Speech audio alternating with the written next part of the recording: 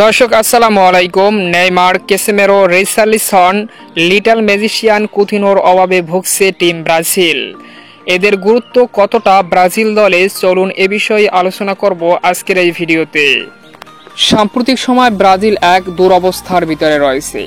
5 বারের বিশ্ব চ্যাম্পিয়নদের এমন শোষণীয় অবস্থা কোনোভাবেই মেনে নিতে পারছে না তাদের ভক্তরা। ব্রাজিলের এই দুরবস্থার মূল কারণ হচ্ছে প্লেয়ার সিলেকশনে ভুল, যেখানে ডরিবল জুনিয়র একের পর এক প্লেয়ার উঠিয়ে আনছেন ব্রাজিল লিগ থেকে, যারা মডার্ন ফুটবলে নিজেদেরকে মানিয়ে নিতে পারছে না। তাতে তেমন প্লেয়ারদের দোষ নেই, তাদেরকে তো ব্রাজিল দলে মানিয়ে নিতে কিছুটা সময় দিতেই হবে। সেক্ষেত্রে ডরিবল জুনিয়র আরেকটু সচেতন হলে ভালো হতো। যেমন চিরপ্রতিদ্বন্দ্বী আর্জেন্টিনার দিকে তাকান। আর্জেন্টিনা তো একেবারে নতুন থেকে উঠে এসেছে। 2018 সালের আর্জেন্টিনা বা তার আগের আর্জেন্টিনা ছিল একেবারে শোষণীয় আর্জেন্টিনা। সে আর্জেন্টিনাকে নতুনভাবে গড়ে তুলেছেন লিওনেল স্কলোনি।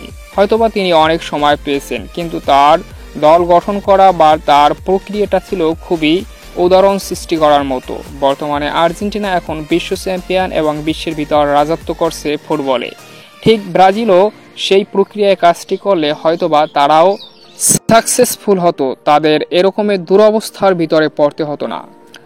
মূল কথা হলো পয়েন্ট টু পয়েন্ট 23 সদস্যের স্কোয়াড ঘোষণা না করে কমপক্ষে 27 থেকে 30 সদস্যের একটি স্কোয়াড ঘোষণা করা, যেখানে অভিজ্ঞ খেলোয়াড়দের সাথে ব্রাজিল লিগ থেকে তরুণ খেলোয়াড়দের উঠিয়ে আনা এবং তাদেরকে ভালোভাবে জাস্টিফাই করা এবং তাদেরকে দেখা কাছ থেকে তারা কী রকমের খেলে এবং মডার্ন ফুটবল কিংবা জাতীয় দলের সাথে মানিয়ে নেওয়ার প্রক্রিয়াটা তৈরি করা ছিল ডরিবল জুনিয়রের সব থেকে মূল কাজ। কিন্তু সেটা তিনি না করে অভিজ্ঞ খেলোয়াড়দেরকে একেবারে ছাঁটাই করে দিয়ে, যাদের বয়স বেড়ে গিয়েছে তাদেরকে একেবারে বাদ দিয়ে তিনি নতুনদেরকে নিয়ে নতুনভাবে ব্রাজিল গড়ার প্রয়াস চালিয়েছে, যেখানে একেবারে হিতে বিপরীত হয়েছে।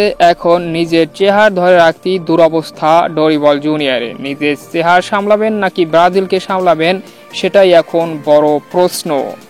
সামনের উইন্ডো তথা অক্টোবরে ব্রাজিল যদি দুর্দান্তভাবে কামব্যাক করতে না পারে কিংবা দুটি ম্যাচ থেকে কমপক্ষে 6টি পয়েন্ট ক্যারি করতে না পারে, তাহলে ডরিবল জুনিয়র যে কোচের পদ থেকে স্যাকড হবেন সেটা আমরা নির্দ্বিধায় বলতে পারি। সুতরাং তাকে ব্রাজিল দলে থাকতে হলে কিংবা 26 বিশ্বকাপের যোগ্যতা অর্জন করতে হলে অবশ্যই সামনের 2 ম্যাচে ব্রাজিলকে জয়লাভ করতে হবে এবং অভিজ্ঞ খেলোয়াড়দেরকে ব্রাজিল দলে ডাকতে হবে।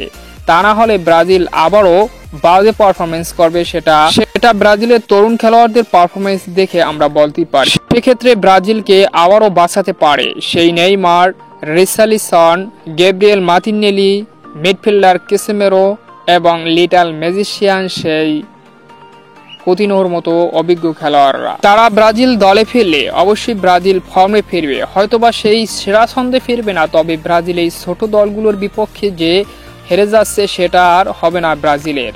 তো বন্ধুরা, আপনারাও কি এই অভিজ্ঞ খেলোয়াড়দেরকে ব্রাজিল দলে চান? অবশ্যই কমেন্ট করে আপনার মতামত জানিয়ে দিন কমেন্ট বক্সে।